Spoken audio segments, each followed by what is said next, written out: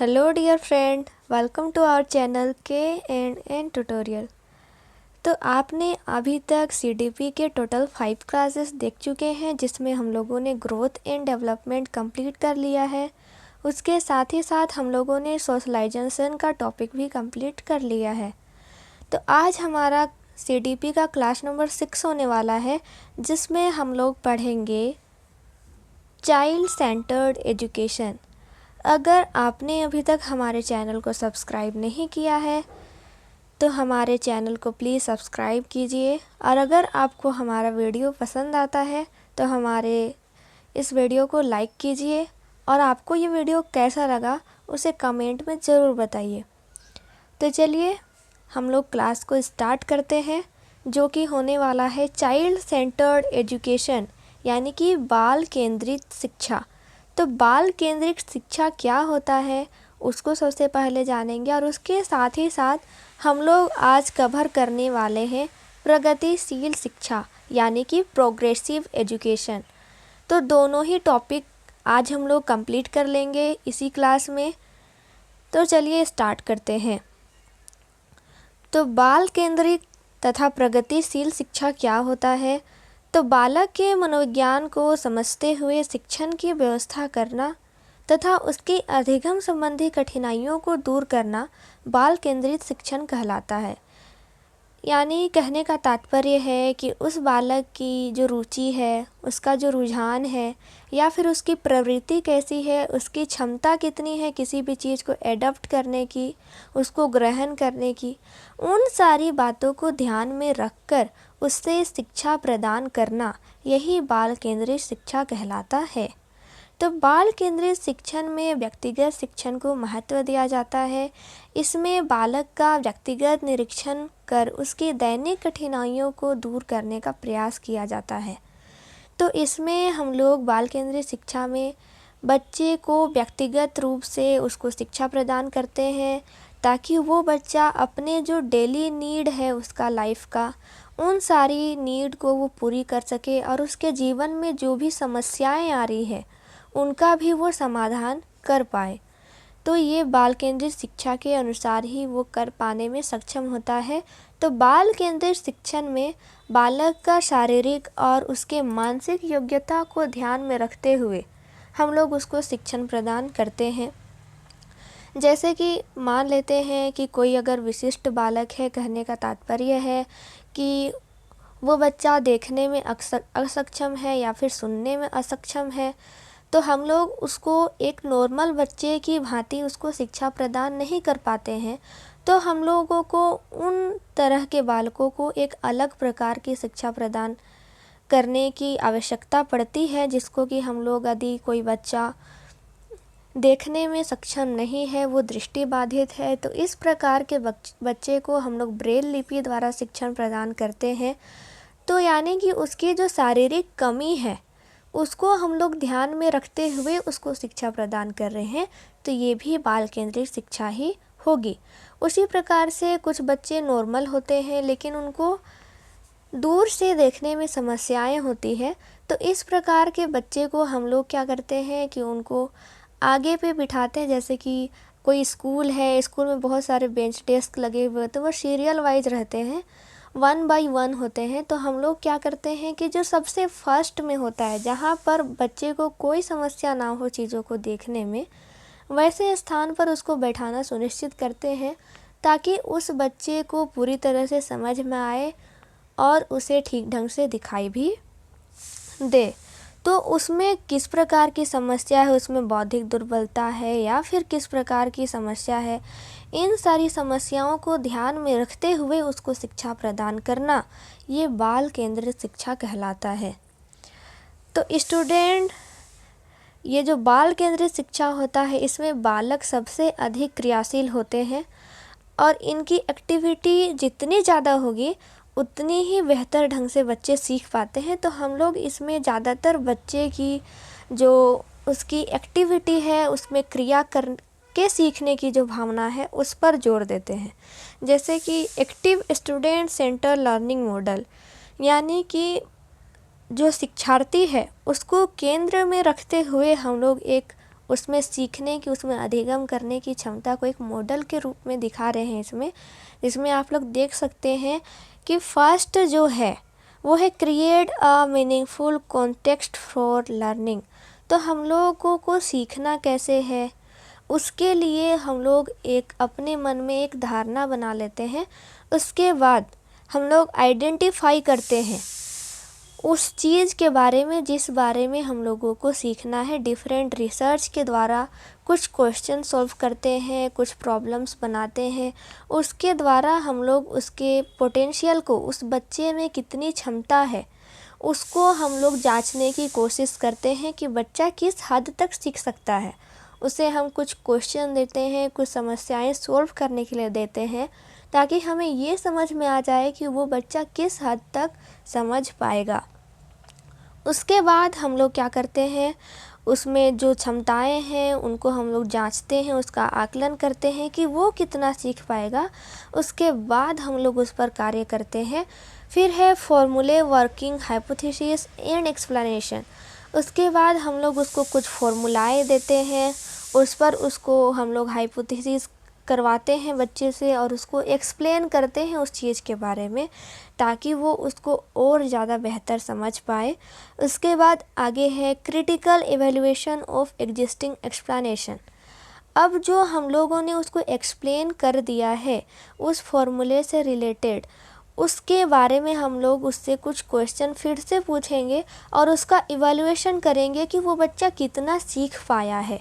जितना उसको एक्सप्लेन किया गया है उससे उसने कितना इनपुट ग्रहण किया है और उस इनपुट से वो कितना आउटपुट दे पा रहा है, इसका हम लोग पहले अनुमान लगाएंगे। उसके बाद उसके लिए एक नए इन्फॉर्मेशन, एक नई सूचना की तलाश करेंगे और फिर उस सूचना को हम लोग उस बच्चे में डालने का प्रयास करेंगे।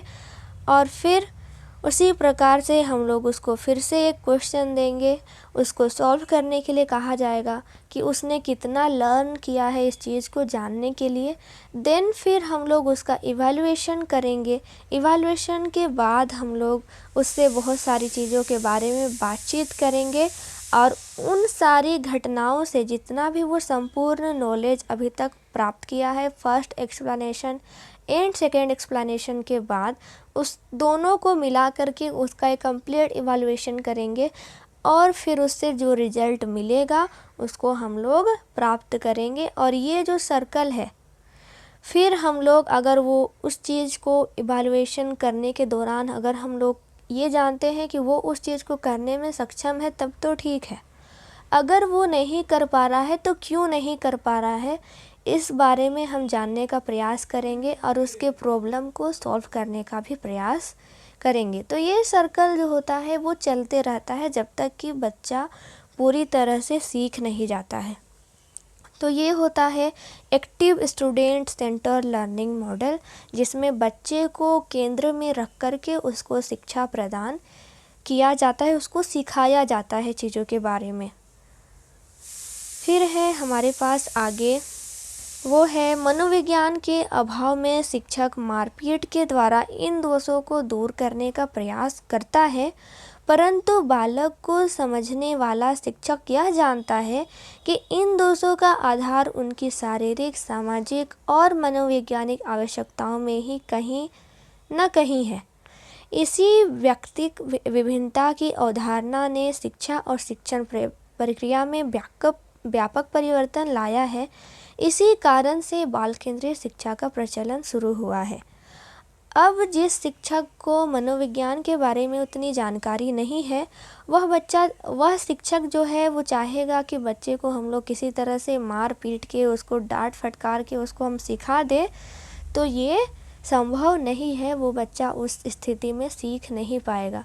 लेकिन जो मनोविज्ञान को अच्छी प्रकार से समझता है, बालक के भावनाओं को समझता है, वो शिक्षक इस बारे में जान पाने में सक्षम होता है कि इस प्रकार से हम बालक को शिक्षा नहीं दे सकते, क्योंकि उसमें कहीं ना कहीं शारीरिक, सामाजिक और मनोवैज्ञानिक विभिन्नताएं हैं, जिसकी वजह से वो बच्चा अन्य बालकों की तरह नहीं सीख पा रहा है, उनमें सीखने की क्षमताएं कुछ कम है।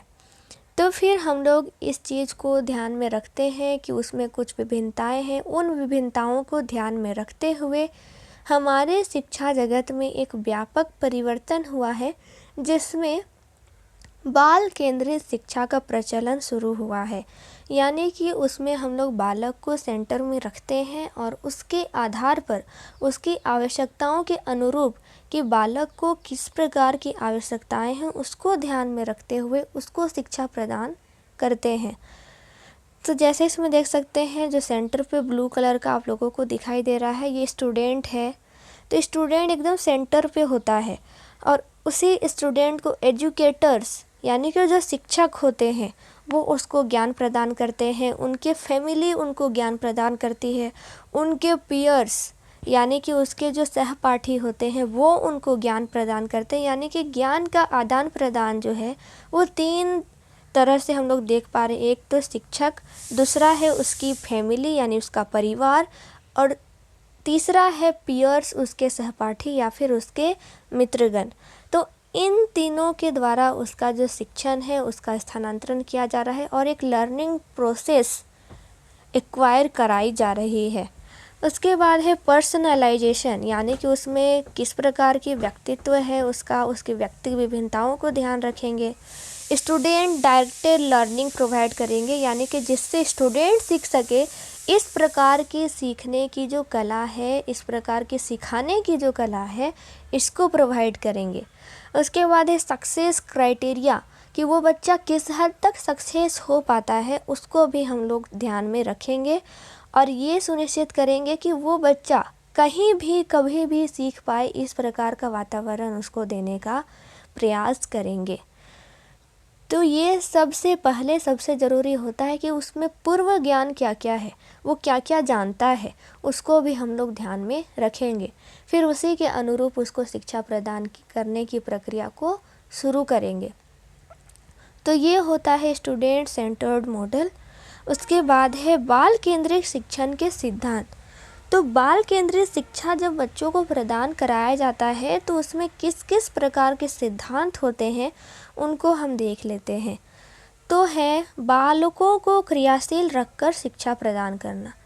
तो हम लोग क्या चाहते हैं कि बच्चे जो है वो एक्टिव रहे टीचर के साथ, बल्कि टीचर से ज़्यादा एक्टिव बच्चे रहे।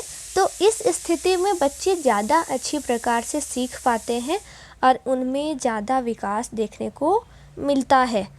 इसके अंतर्गत बालकों को महापुरुषों, वैज्ञानिकों का उदाहरण देकर प्रेरित किया जाना चाहिए। तो बालकों को हम लोग क्रियाशील कैसे कर सकते हैं, उसमें मोटिवेशन ला सकते हैं। उनका जो भी एबिलिटी है उस एबिलिटी के अकॉर्डिंग उसको पढ़ा सकते हैं। तो हम लोग क्या करेंगे कि उसको बहुत सारे महापुरुष यानी कि जो भी हमारे आइडियल हैं उनके बारे में, कुछ साइंटिस्ट के बारे में उनको बताएंगे कि देखो इन्होंने इस प्रकार के शिक्षा प्राप्त की तभी ये इतने आगे बढ़े हैं।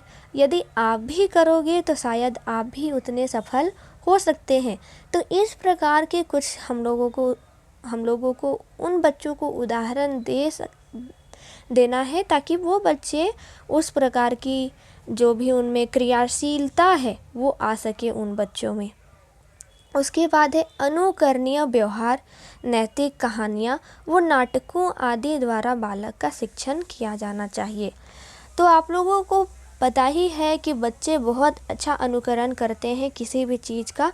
तो उनमें उन अनुकरणीय व्यवहारों को ध्यान में रखते हुए आपको ऐसा व्यवहार उनके सामने करना है जो उनके लिए लाभप्रद हो और वो उन भावनाओं से, उन व्यवहारों से सीख पाए उनका अनुकरण करके।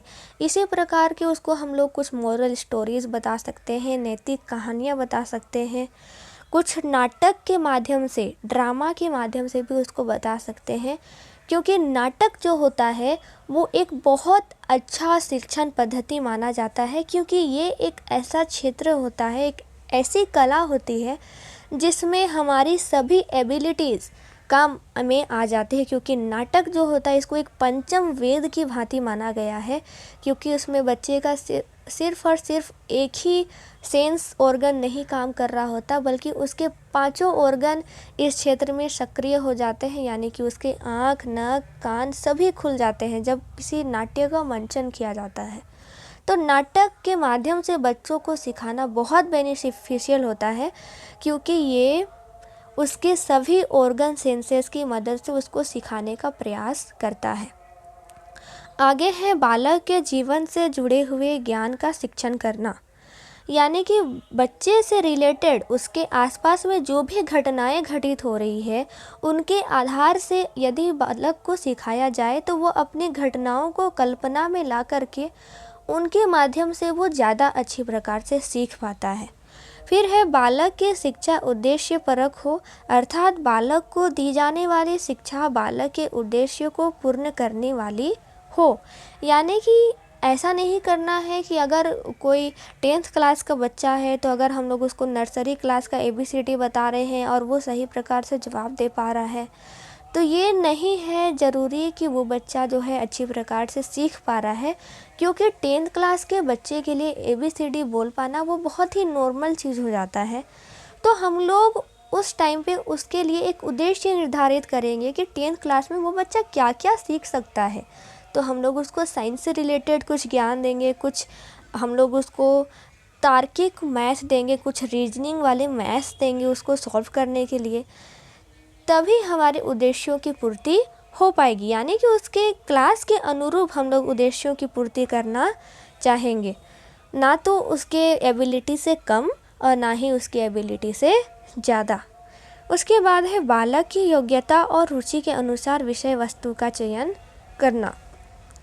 अब हम लोग ये भी ध्यान में रखते हैं कि उस बालक में कितनी योग्यता है या फिर वो उसकी रुचि किस विषय की ओर ज़्यादा है। जैसे यदि किसी बच्चे की रुचि अगर साइंस विषय की ओर यानी कि विज्ञान की ओर उसकी है, और अगर हम उसे आर्ट्स का शिक्षण देना चाह रहे हैं तो वो बच्चा नहीं सीखना चाहेगा।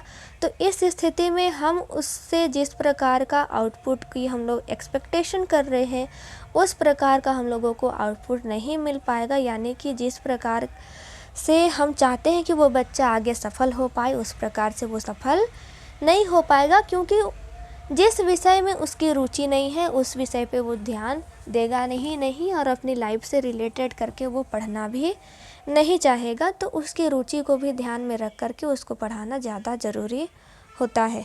उसी प्रकार से है योग्यता, यानी कि बालक की योग्यता भी बहुत मायने रखती है कि उसकी योग्यता के अनुरूप ही उसको पढ़ाया जाना चाहिए। जितना वो सीख सकता है अपनी आयु के अनुसार, उतने ही उसको सिखाने का प्रयास करना चाहिए। उसके बाद है रचनात्मक कार्य, जैसे कि हस्तकला आदि के द्वारा शिक्षण।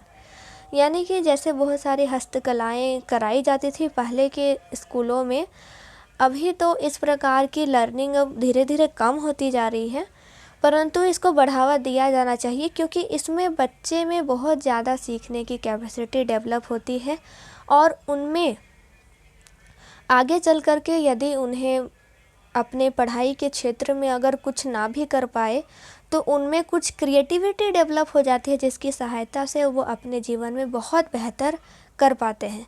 जैसे कि बच्चों को रुमाल बनाने के लिए कहा जाता था पहले के स्कूलों में, तो उन रुमाल बनाने से भी वो लोग बहुत हैंडीक्राफ्ट की चीज़ें बनाना सीख जाते थे, जिससे उनको बहुत बेनिफिट होता था। तो ये सारी चीज़ें उनके डेवलपमेंट के लिए बहुत ज़रूरी होती है। उसके बाद है पाठ्यक्रम को छोटे छोटे हिस्सों में बांटकर शिक्षण। यानी कि हम लोगों को ऐसा नहीं करना कि हम लोगों ने एक टॉपिक उठाया है और हम लोग उसको एक ही दिन में समाप्त करना चाहते हैं। यदि हम ऐसा करना चाहेंगे तो बच्चा श्योर है कि वो नहीं सीख पाएगा, उसके माइंड के ऊपर से सारी चीज़ें चली जाएगी। तो उन सारे पाठ्यक्रम को हम लोगों को छोटे छोटे हिस्सों में बांटना है, ताकि वो बच्चा जो है उसको धीरे धीरे सीखे और उसको अपने माइंड में भरता हुआ चला जाए। तो ये होता है बाल केंद्रित शिक्षण के सिद्धांत, जिसको हम लोगों ने यहाँ पर दिखाने का प्रयास किया है कि methodologies used for child centred education, यानी कि शिक्षण पद्धतियाँ कौन कौन सी यूज करने चाहिए जब हम लोग चाइल्ड सेंटर्ड एजुकेशन में होते हैं, जब बच्चों को बाल केंद्रित शिक्षा प्रदान करने का प्रयास कर रहे हैं। तो फर्स्ट होता है इंक्वायरी बेस्ड लर्निंग, यानी कि हम लोगों को उस बच्चे की इंक्वायरी करनी चाहिए, उसको खोज करने के लिए कहा जाना चाहिए, उसके बारे में जानने की कोशिश करनी चाहिए कि वो उस बच्चे का बैकग्राउंड कैसा है, वो कहाँ से आता है, उसका परिवेश क्या है। हर एक चीज़ में, हर एक पहलू में उनका इन्वेस्टिगेट किया जाना चाहिए उस बच्चे के बारे में, और फिर उसको सिखाने का प्रयास करना चाहिए। दूसरा है कोऑपरेटिव लर्निंग, यानी कि एक दूसरे के साथ सामंजस्य स्थापित करके, यानी कि बच्चे का, शिक्षक का, दोनों का एक अच्छा तालमेल बिठाना चाहिए और एक दूसरे के प्रति दोनों को कोऑपरेटिव होना चाहिए, ताकि दोनों में जो शिक्षण की प्रक्रिया हो रही है वो ठीक ढंग से हो पाए। फिर है फ्लिप्ड क्लासरूम, यानी कि क्लासरूम को बदला जाना चाहिए। जैसे कि ऐसा नहीं है कि हम लोग दिन भर बच्चों को एक ही क्लासरूम में बिठा करके क्लास करा रहे हैं, ऐसा नहीं करना है। उनको कभी लैब ले जाना है, कभी बाहर ले जाना है, कभी उनको प्रैक्टिकल के माध्यम से सिखाना है, कभी उनको कुछ हस्तकलाएं सिखानी है, कुछ क्रिएटिविटी बतानी है। तो इस प्रकार से उसके आगे है कंस्ट्रक्टिविज़्म, यानी कि उन बच्चों में नई चीज़ें करने की जो भावना है, यानी कि नए चीज़ों को करने की उनमें जो क्षमता है, उनको विकसित कराने के लिए कुछ शिक्षण दिए जाने चाहिए। एक्सपेरिमेंटल लर्निंग, यानी कि प्रयोगात्मक शिक्षा, जो हम लोग उसको बता रहे हैं उसको एक्सपेरिमेंटली करके उसको बताना और फिर उसको सिखाना, ये चीज़ सबसे बेस्ट होता है बच्चों को साइंस सिखाने के लिए। आगे है डायलॉग मेथड, यानी कि कुछ कथन आप कहिए और फिर उस कथन का मीनिंग बताइए बच्चों को, तो इससे भी बच्चे सीख पाते हैं अच्छी प्रकार से। फिर है डिस्कवरी मेथड, यानी कि खोज द्वारा आप लोग बच्चों को कुछ टॉपिक दे दीजिए और उसके बारे में उसको खोज करके लाने के लिए बोलिए। जैसे कि मिट्टी ही होती है, आप बच्चों को बोलिए कि अपने घर से कुछ मिट्टी लेके आओ, डिफरेंट टाइप के मिट्टी बच्चे अपने घर से ले करके आएंगे, फिर आप उनमें डिफ्रेंशिएट करके सीखने को बोलो, ताकि उनमें खोज द्वारा अधिगम हो पाएगा। उसके बाद एक्टिविटी मेथड, यानी कि बच्चे का अपने आप में ही क्रियाकलाप करना, एक्टिविटीज़ करना, उसके द्वारा सीखना। ये सारे होते हैं methodologies of child centred education, जो कि बहुत बेनिफिशियल होते हैं हमारे बच्चों के एजुकेशन के लिए, उनके विकास के लिए, उनके डेवलपमेंट के लिए। आगे है बाल केंद्रीय शिक्षा के अंतर्गत पाठ्यक्रम का स्वरूप कैसा होना चाहिए, यानी कि जो हमारा सिलेबस है, जो करिकुलम है हमारा, वो कैसा होना चाहिए। तो बाल केंद्रीय शिक्षा के पाठ्यक्रम में बालक को शिक्षा प्रक्रिया का केंद्र बिंदु माना जाता है। बालक के रुचियों, आवश्यकताओं एवं योग्यताओं के आधार पर पाठ्यक्रम तैयार किया जाता है। तो जैसी उसकी योग्यता है, जैसी उसकी आयु है, जैसी उसकी आवश्यकता है, जैसी उसकी रुचि है, उसी के अनुसार उस बच्चे का पाठ्यक्रम भी तैयार होता है। जैसे कि नर्सरी क्लास के बच्चों का आप लोगों ने देखा होगा, उनका कुछ नहीं होता, उनका कुछ सीधी लाइन, कुछ टेढ़ी लाइन, कुछ लंबी लाइन, कुछ तिरछी लाइन, इस प्रकार की लाइंस बनी हुई होती है और उन्हीं के ऊपर उनको ओवर राइटिंग करने के लिए बोला जाता है, क्योंकि उन बच्चों में अभी उतनी ही कैपेसिटी है कि वो एक लाइन ड्रॉ कर सकते हैं। इसीलिए उनको सिर्फ लाइन ड्रॉ करने ही सिखाया जाता है उस एज में, और कुछ लेटर्स लिखने सिखाए जाते हैं। उसके बाद जैसे हम लोग अगर 10th क्लास के बच्चे को लेकर के जाएंगे और उनके सामने नर्सरी क्लास जैसा लाइन ड्रॉ करने के लिए बोलेंगे, तो वो तो 5 सेकेंड में वो चीज़ें करके ख़त्म कर सकते हैं। तो वो उनके लिए बेनिफिशियल नहीं है, उनकी आवश्यकताओं के अनुरूप नहीं है। तो उनकी आवश्यकताओं के अनुरूप ही उनका पाठ्यक्रम भी तैयार किया जाता है।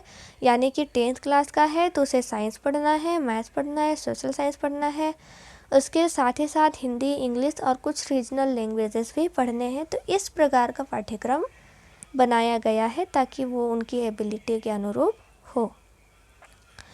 तो फर्स्ट होता है पाठ्यक्रम जो है बाल केंद्रित पाठ्यक्रम में किस प्रकार का पाठ्यक्रम होना चाहिए। तो फर्स्ट है पाठ्यक्रम जीवन उपयोगी होना चाहिए, यानी कि आगे चलकर उसका जीवन में कुछ ना कुछ उपयोग होना चाहिए, ये कहा जा रहा है फर्स्ट नंबर में। सेकेंड है पाठ्यक्रम पूर्व ज्ञान पर आधारित होना चाहिए, यानी कि जो भी उसने पहले सीखा हुआ है उससे रिलेट करके ही उसका पाठ्यक्रम का निर्माण किया जाना चाहिए। फिर है पाठ्यक्रम बालकों की रुचि के अनुसार होना चाहिए, यानी कि उसकी रुचि कैसी है, इंटरेस्ट कैसा है। या फिर अगर रुचि नहीं है तो उनमें रुचि लाने के लिए कुछ फोटोग्राफ्स डाले जाते हैं, तो वे सब होने चाहिए। फिर है पाठ्यक्रम लचीला होना चाहिए, वो रिजिड नहीं होना चाहिए बल्कि वो फ्लेक्सिबल होना चाहिए, लचीला होना चाहिए पाठ्यक्रम को। फिर है पाठ्यक्रम वातावरण के अनुसार होना चाहिए, हमारा इन्वायरमेंट कैसा है, हमारी नीड कैसी है, उसके अनुसार ही पाठ्यक्रम होना चाहिए। जैसे कि अभी ग्लोबल वार्मिंग बहुत ज़्यादा हो रहा है, तो आजकल के जो बुक्स आते हैं उसमें ग्लोबल वार्मिंग के बारे में बहुत सारी चीज़ें डिस्कस्ड होती हैं, उनके बारे में बताया गया होता है। तो अभी वो हमारी नीड है, इसीलिए हम लोग उसको लेकर के चल रहे हैं। तो ये है वातावरण के अनुसार। फिर है पाठ्यक्रम को राष्ट्रीय भावनाओं को विकसित करने वाला होना चाहिए। अब जैसे आप लोगों ने बहुत सारे बुक्स देखे होंगे, तो बुक्स में जो फर्स्ट पेज होता है, जो भी एनसीईआरटी वगैरह होते हैं, उसमें हमारे जो कंट्री है उसका प्रीएम्बल यानी कि संविधान की जो प्रस्तावना होती है वो लिखी हुई होती है, ताकि बच्चों में वो राष्ट्रीय जो भावना है वो उनमें विकसित हो पाए। फिर है पाठ्यक्रम समाज की आवश्यकता के अनुसार भी होना चाहिए, यानी कि उस टाइम सोसाइटी की किस प्रकार की नीड है। जैसे कि बहुत सारी रूढ़िवादिता होती है हमारे समाज में, तो उसको तोड़ने का जो प्रयास किया जाता है वो भी कहीं ना कहीं शिक्षा के माध्यम से ही किया जाता है, और वो बुक्स में निहित होते हैं, हमारे पाठ्यक्रम में निहित होते हैं। तो पाठ्यक्रम जो है उस समाज की आवश्यकता कैसी है उसके अनुरूप भी बनाया जाता है। पाठ्यक्रम बालकों के मानसिक स्तर के अनुसार होना चाहिए। फिर है पाठ्यक्रम में व्यक्तिगत भिन्नता को ध्यान में रखा जाना चाहिए, यानी कि सभी बच्चे ब्रिलियंट नहीं होते हैं, कुछ पिछड़े होते हैं, कुछ मंद बुद्धि के होते हैं। तो हम लोग का जो पाठ्यक्रम का निर्माण होता है वो एक एवरेज लेकर के तैयार होता है, ताकि वो जो मंद बुद्धि बालक है वो भी सीख पाए, जो ब्रिलियंट स्टूडेंट है, प्रतिभाशाली है, वो भी सीख पाए, और जो एवरेज स्टूडेंट है वो भी सीख पाए। तो पाठ्यक्रम को इस प्रकार तैयार किया जाता है कि वो हर टाइप के बच्चे उसको सीख पाए। फिर है पाठ्यक्रम शैक्षिक उद्देश्य के अनुसार होना चाहिए, कि हम लोगों को किस प्रकार के शैक्षिक उद्देश्य को प्राप्त करना है, उसी के अनुसार जो है पाठ्यक्रम का निर्धारण होना चाहिए। आगे है बाल केंद्रित शिक्षा में शिक्षक की भूमिका। तो जो बाल केंद्रित शिक्षा है उसमें शिक्षक की भूमिका किस प्रकार से होती है, जैसे आप लोगों को इस पिक्चर में दिखाई दे रहा होगा कि ये जो टीचर है वो बच्चों के साथ घुल मिल करके उसको कुछ सिखाने का प्रयास कर रहे हैं, ताकि बच्चा खुद से उन चीज़ों को कर सके और सीख सके।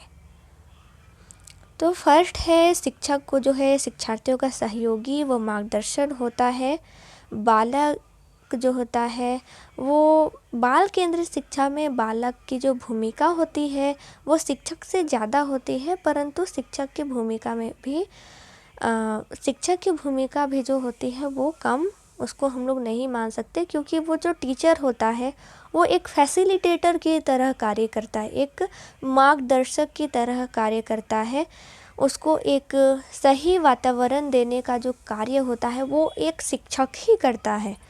तो इसमें क्या होता है कि अगर शिक्षार्थी किसी प्रकार के कार्य को कर नहीं पा रहा है, कुछ करने में असक्षम है, तो उस स्थिति में शिक्षक को उसकी सहायता प्रदान करने का प्रयास करना चाहिए, उसको सहायता दी जानी चाहिए, ताकि वो जो अपने उद्देश्य है उनको पूर्ति वो बच्चा कर पाए। उसी प्रकार शिक्षक का उद्देश्य ऐसा नहीं है कि वो सिर्फ उसको पुस्तकीय ज्ञान ही दे रहे हैं, ऐसा नहीं करना चाहिए। उसको उसके साथ ही साथ उनके जो बाहरी नॉलेज है, जो उनके सोसाइटी के लिए बहुत ज़्यादा ज़रूरत है, इस प्रकार के नॉलेज भी बच्चों को दिए जाने चाहिए। उनमें कुछ नैतिक विकास करने के लिए भी, उनके आचरण के लिए भी उनको कुछ अलग बुक से हटकर के चीज़ों को सिखानी चाहिए। तो ये होता है एक शिक्षक की भूमिका। आगे हमारा नेक्स्ट टॉपिक है वो है प्रगतिशील शिक्षा, यानी कि प्रोग्रेसिव एजुकेशन। तो प्रगतिशील शिक्षा आपको यहाँ पे 2 पिक्चर्स दिखाई दे रहे होंगे। फर्स्ट पिक्चर ये है, इसको आप लोग ध्यान से देखिए। ये क्या है, यहाँ पर एक साइड देख रहे हैं आप लोग एक ट्रेडिशनल एजुकेशन लिखा हुआ है, एक साइड लिखा हुआ है प्रोग्रेसिव एजुकेशन। यानी कि ट्रेडिशनल एजुकेशन जिसको हम लोग गुरुकुल वगैरह मान सकते हैं, यानी कि या फिर जो पहले के स्कूल होते थे, एकदम पहले के जो स्कूल होते हैं थे, उनको मान सकते हैं। तो वहाँ पे क्या करते थे कि टीचर जो है ब्लैक बोर्ड पे कुछ लिख देते थे और उनका जो है बच्चे अनुसरण करते थे और उसको कॉपी में नोट डाउन कर लेते थे, या फिर शिक्षक कुछ बोल रहे हैं और फिर उनको विद्यार्थी जो है वो लिखते जा रहे हैं। ये होता था पहले, ये ट्रेडिशनल एजुकेशन इस प्रकार से होता था। अब अभी का जो नीड है, अभी सभी बच्चे सोशल मीडिया से अच्छी प्रकार से जुड़े हुए हैं, उनको मोबाइल, कंप्यूटर, लैपटॉप हर प्रकार की चीज़ों से वो अवगत हो चुके हैं। तो अब वो डिजिटली भी चीज़ों को सीख रहे हैं, जैसे कि आप लोग इस पिक्चर में देख सकते हैं। तो ये जो डिजिटली जो हम लोग चीज़ों को सीख रहे हैं, ये एक प्रोग्रेसिव एजुकेशन का एग्जाम्पल है। और जो गुरुकुल में जो शिक्षा दी जाती है वो एक ट्रेडिशनल एजुकेशन का एग्जाम्पल है। फिर है ट्रेडिशनल स्कूल और प्रोग्रेसिव स्कूल। तो ट्रेडिशनल स्कूल में क्या होते हैं कि बच्चे बिल्कुल नीरस रहते हैं, उनको उतना कुछ मन भी नहीं लग रहा होता है, जो टीचर बोलते हैं वो उनको करना होता है, यानी कि इसमें टीचर ज़्यादा एक्टिव होते हैं, चाइल्ड कम एक्टिव होते हैं। लेकिन प्रोग्रेसिव स्कूल में क्या होता है कि उसमें टीचर की भूमिका होती है, वो एक फैसिलिटेटर की तरह कार्य करते हैं, लेकिन उसमें बालक की भूमिका बहुत ज़्यादा होती है और वो चीज़ों को कर के सीखते हैं, यानी कि लर्निंग बाय डूइंग करते हैं, यानी कि कर के सीखना। ये होता है प्रोग्रेसिव एजुकेशन में, प्रोग्रेसिव स्कूल में इसी प्रकार की शिक्षा प्रदान की जाती है, यानी कि लोगों को एक्सपेरिमेंट करा के लोगों को सिखाया जाता है। आगे है प्रगतिशील शिक्षा की अवधारणा के अनुसार शिक्षा का एकमात्र उद्देश्य बालक की शक्तियों का विकास है, यानी कि उसमें कितनी एबिलिटी है, वो चीज़ों को कितना ज़्यादा सीख सकता है, तो उस एबिलिटी का डेवलपमेंट करना ही प्रोग्रेसिव एजुकेशन का फर्स्ट मोटिव होता है। उसके साथ ही साथ उन बच्चों में किस प्रकार की व्यक्तिगत विभिन्नताएं हैं, इंडिविजुअल डिफरेंसेस हैं, उन डिफरेंसेस को भी ध्यान में रख कर के हम लोग उनके उद्देश्य को किस प्रकार से पूरा कर सकते हैं, ये भी प्रगतिशील शिक्षा का एक मोटिव होता है। तो प्रगतिशील शिक्षा में उस बच्चे के लिए एक ऐसा वातावरण तैयार किया जाता है जिसमें उसका सोशल डेवलपमेंट पूरी प्रकार से हो सके, उसके साथ ही साथ उसका जो मानसिक विकास है या फिर शारीरिक विकास है, यानी कि उसका ओवरऑल डेवलपमेंट हो पाए, इस प्रकार का एनवायरनमेंट, इस प्रकार का वातावरण तैयार किया जाता है। तो प्रगतिशील शिक्षा में दो चीज़ों पर बहुत ज़्यादा महत्व दिया जाता है, वो होता है एक रुचि और दूसरा है प्रयास, यानी कि उस बच्चे की रुचि किस प्रकार है, जिस और उसकी रुचि ज़्यादा है उसी और उस बच्चे को सिखाने का प्रयास किया जाता है। और दूसरा है प्रयास, यानी कि बच्चा कितना प्रयास कर रहा है, वो जितनी ज़्यादा वो प्रयास करेगा, जितनी कोशिश करेगा, वो उतना ही ज़्यादा सफल होगा। तो इन दोनों चीज़ों पर बहुत ज़्यादा ध्यान दिया जाता है और इसी के अनुसार बच्चे में डेवलपमेंट कराने का प्रयास कराया जाता है। तो प्रगतिशील शिक्षा में शिक्षक का क्या स्थान होता है, तो इसमें भी शिक्षा का एक महत्वपूर्ण स्थान होता है। इसमें जो प्रगतिशील शिक्षा में एक जो शिक्षक है वो एक समाज सेवक के रूप में सामने आते हैं और वे इस प्रकार का वातावरण तैयार करते हैं बच्चों के लिए ताकि उनमें उस बच्चे का व्यक्तित्व का विकास हो सके और वो एक समाज के लिए, एक कंट्री के लिए, एक देश के लिए एक अच्छा नागरिक बन पाए। ये उन बच्चों में लाने का प्रयास किया जाता है।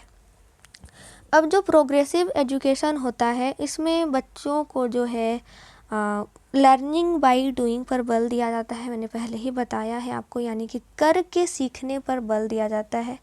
उसके साथ ही साथ एक्सपेरिमेंटल लर्निंग, यानी कि प्रयोगात्मक शिक्षा भी इनमें बच्चों को दी जाती है। और कोई भी अगर किसी शिक्षक के मन में कुछ अभिलाषा है उस बच्चे को लेकर के, तो वो अपनी अभिलाषा को उस बच्चे में लादने का प्रयास नहीं किया जाता है, बल्कि उस बच्चे में जो रुचि है उसी को बढ़ावा दिया जाता है। और एक चीज़ इसमें होता है कि बच्चे में एजुकेशन विथ नो लोड, एक टर्म आता है कि एजुकेशन विथ नो लोड, यानी कि जो पहले के बच्चे होते थे वे बहुत सारी कॉपी किताबें अपने बैग में भर कर के और स्कूल ले जाते थे, और फिर इस वजह से उनके बहुत सारे शारीरिक जो डेवलपमेंट होता था वो अवरुद्ध हो जाता था, उनके कंधे झुक जाते थे। तो अभी जो है इन चीज़ों को ध्यान में रखा जा रहा है और बच्चों को एजुकेशन विथ नो लोड, यानी कि उनमें उतने ज़्यादा भारी बस्ते नहीं दिए जाते। बहुत सारे बुक्स को स्कूल में रख लिए जाते हैं और जिस प्रकार की बुक्स की उनको रिक्वायरमेंट होती हैं, लाइब्रेरीज बनाए जाते हैं स्कूल में, और उन्हीं लाइब्रेरीज से उनको बुक्स प्रोवाइड कराए जाते हैं ताकि बच्चे को इतना सारा बैग भर भर के बुक स्कूल लेकर के आने की ज़रूरत नहीं है और उनका शारीरिक जो विकास है उस पर किसी प्रकार का बुरा प्रभाव ना पड़े, इस पर भी ध्यान दिया जाता है। तो प्रोग्रेसिव एजुकेशन जो होता है, इसको इंग्लिश में यहाँ पे लिखा हुआ है, the progressive education philosophy emphasizes the development of the whole child. यानी कि प्रोग्रेसिव एजुकेशन जो है वो क्या करता है कि उस बच्चे का जो ओवरऑल डेवलपमेंट है, उसका टोटल डेवलपमेंट है, संपूर्ण विकास, उसको ध्यान में रख कर के उसको शिक्षा दी जाती है। जैसे कि उसका फिजिकल डेवलपमेंट भी हो, इमोशनल हो, इंटेलेक्चुअल हो, लर्निंग हो, इन सारी चीज़ों को ध्यान में रख कर के उसको शिक्षा दी जाती है। यानी कि उसका शारीरिक विकास भी हो, मानसिक विकास भी हो, संवेगात्मक विकास भी हो, उसके बाद उसका भावात्मक विकास भी हो, इन सारी चीज़ों को ध्यान में रख कर के उसको शिक्षा दी जाती है। उसके साथ ही साथ उसमें व्यक्तिगत जो विभिन्नताएं हैं, उसकी व्यक्तिगत आवश्यकताएं हैं, यानी कि individual needs, abilities and interest of the student, this leads to the student being motivated and enthusiastic about learning.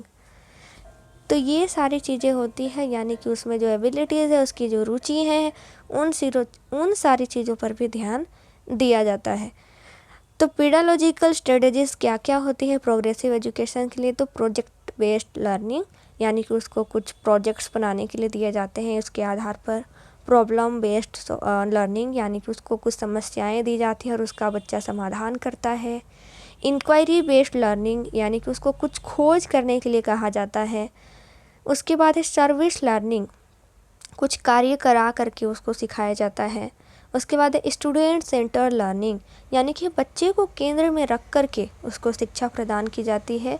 और फिर है सेल्फ डायरेक्टेड लर्निंग, यानी कि अपने अनुसार उसको शिक्षा दिया जाना भी ये सारी जो चीज़ें होती हैं प्रोग्रेसिव एजुकेशन के लिए बहुत ज़्यादा ज़रूरी होती है। जैसे है फिर नेक्स्ट हमारा जो इम्पोर्टेंट कुछ पॉइंट्स हैं उनको देखेंगे। तो जो लर्निंग बाय डूइंग का जो कॉन्सेप्ट था वो कौन दिया था? वो दिया था जॉन डीवी। जो ये पिक्चर आप देख रहे हैं ये है जॉन डीवी, जो चाइल्ड सेंटर्ड एजुकेशन के लिए बहुत ज़्यादा अधिक माने जाते हैं और चाइल्ड सेंटर्ड एजुकेशन पर इन्होंने बहुत ज़्यादा ध्यान दिया था। तो जॉन डीवी ने बाल केंद्रीय शिक्षा का समर्थन किया है। जॉन डीवी ने लैब विद्यालयों को प्रगतिशील विद्यालय का उदाहरण माना है। तो इन्होंने एक स्कूल खोला था जिसका नाम था लेबोरेटरी स्कूल, जिसमें इन्होंने 40 जो बच्चे थे उनके ऊपर एक्सपेरिमेंट्स किया था और एक यूनिवर्सल एलिमेंट्री स्कूल की स्थापना की थी, जो बहुत ज़्यादा उस टाइम पर इनके लिए बहुत सही साबित हुआ था और बाल केंद्रीय शिक्षा के लिए जो है इन्होंने समर्थन दिया था। तो प्रगतिशील शिक्षा जो है वो सिर्फ पाठ्य पुस्तकों पर आधारित नहीं होता, बल्कि उसमें बच्चे में एक संवेगात्मक भावना, एक उसमें अच्छे बच्चे बनने की भावना का भी विकास कराया जाता है। प्रगति शिक्षा में अध्ययन की समय सारणी और बैठक व्यवस्था में लचीलापन होता है, यानी कि ऐसा नहीं है कि दिन भर बैठ के सिर्फ आपको क्लास में पढ़ना है, ऐसा नहीं है। आपको कुछ एक्सपेरिमेंट्स भी करने हैं, कुछ खेलना कूदना भी है, यानी कि सारी चीज़ों को ध्यान में रख कर के एक टाइम टेबल बनाया जाता है बच्चों के लिए और उसी के अनुसार उसको शिक्षा प्रदान की जाती है। बाल केंद्रित शिक्षा जो होती है उसमें शिक्षण से अधिगम पर बल दिया जाता है, यानी कि जो टीचिंग है उसी से बच्चे सीख जाए, इस पर ज़्यादा बल दिया जाता है। छात्रों में मुक्त ढंग से सीखने की योग्यताओं का विकास करना ही बाल केंद्रित शिक्षा का उद्देश्य होता है। अब इसमें बच्चे को ज़्यादा जोर ज़बरदस्ती नहीं किया जाता है, उसको फ्री छोड़ दिया जाता है ताकि बच्चा जो है अपनी ही शिक्षण पद्धति अपनाए और चीज़ों को और अच्छी प्रकार से समझ पाए। तो बाल केंद्रित शिक्षा में बालकों के अधिगम प्रक्रिया में पूर्ण सहभागिता ली जाती है, यानी कि इसमें जो चाइल्ड होते हैं, जो बच्चे होते हैं, वो पूरी तरह से एक्टिव होते हैं। बाल केंद्रित शिक्षा प्रकृतिवाद की देन है, यानी कि जो प्रकृति होता है वो जिस प्रकार से फ्री है उसी प्रकार से हमें बालक को भी फ्री छोड़ देना है, ताकि वो पूरा जो उसमें एबिलिटी है उन एबिलिटी के अकॉर्डिंग वो चीज़ों को सीख पाए।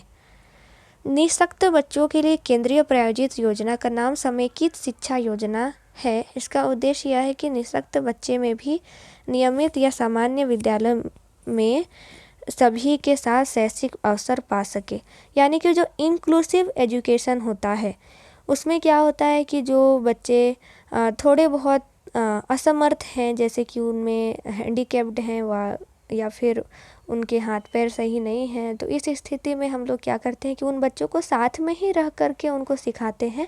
और ये जो कॉन्सेप्ट होता है इसको हम लोग इंक्लूसिव एजुकेशन बोलते हैं। और इसमें बच्चों में सहयोगात्मक व्यवहार की भावना का बहुत ज़्यादा विकास होता है।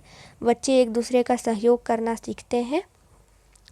फिर है परिवार अनौपचारिक शिक्षा का साधन होता है, यानी कि उसमें जो भी इनफॉर्मल एजुकेशन होते हैं, यानी कि जो जैसे कि किसी से बातचीत कैसे करना है, किसी का व्यवहार कैसे करना, अपने धर्म से रिलेटेड जो शिक्षा होती है वो उसके परिवार के द्वारा उनको दी जाती है, जिसको हम लोग अनौपचारिक शिक्षा कहते हैं। और जो स्कूल में जो शिक्षा दी जाती है उसको हम लोग फॉर्मल एजुकेशन या फिर औपचारिक शिक्षा कहते हैं। अब परिवार जो होता है वो जीवन की पहली पाठशाला होती है और उसकी माता जो होती है उसकी पहली शिक्षिका होती है, यानी कि उसका परिवार उसका पहला स्कूल होता है और उसकी जो माता होती है वो उसकी पहली शिक्षिका होती है। शिक्षा का चरम उद्देश्य होता है कि उस बालक का सर्वांगीण विकास करना और उसमें जो भी उसके शिक्षण के संबंधी जो कठिनाइयाँ हैं उनको दूर करना, उनकी रुचि, उनकी प्रवृत्ति, उनको क्षमता को ध्यान में रखते हुए उस बच्चे को शिक्षा प्रदान करना। तो ये सारे बाल केंद्रित शिक्षा के जो होते हैं ये इम्पोर्टेंट फैक्टर्स होते हैं जिनको ध्यान में रखते हुए बच्चे को शिक्षा प्रदान की जाती है। तो जैसे कि मैंने पहले भी आप लोगों को बताया है कि मनोविज्ञान के अभाव में शिक्षक चाहता है कि बच्चे को मैं मार पीट करके सिखा लूँ, तो वो बच्चा नहीं सीख पाएगा, क्योंकि मनोविज्ञान में ऐसी कोई बात है ही नहीं जिसमें बच्चे को मार पीट करके सिखाया जाए। बच्चे को प्यार से उसको उसकी नीड को, उसकी आवश्यकता को, उसी की कंडीशन को देखते हुए उसको शिक्षा प्रदान करना ही बाल केंद्रित शिक्षा होता है। और ये जो है पूरी तरह से एक मनोवैज्ञानिक तरीका होता है और ये बहुत ज़्यादा प्रभावशाली होता है, जिसमें बच्चे की हर प्रकार की आवश्यकताओं की पूर्ति हो जाती है। तो हम लोगों ने आज जो बाल केंद्रित शिक्षा देखा था वो पूरी तरह से कंप्लीट हो चुका है और ये बहुत ही छोटा टॉपिक है, उतना बड़ा टॉपिक नहीं है, तो ये आज आप लोगों का कवर हो चुका है। तो इससे रिलेटेड अगर कोई क्वेश्चन आते हैं तो मुझे उम्मीद है कि आप लोग आसानी से सॉल्व कर लोगे। अगर आज का वीडियो आप लोगों को समझ में आया हो या फिर आपके मन में हमारे लिए कोई सजेशन हो या फिर हम किस प्रकार के टॉपिक आपके लिए लेकर के आ सकते हैं, आप ये बताना चाहते हो, तो आप हमारे कमेंट बॉक्स में हमें ज़रूर रिप्लाई दीजिए। ठीक है, तो आज के लिए इतना ही। मिलते हैं नेक्स्ट क्लास में, तब तक के लिए bye bye. Thanks for watching.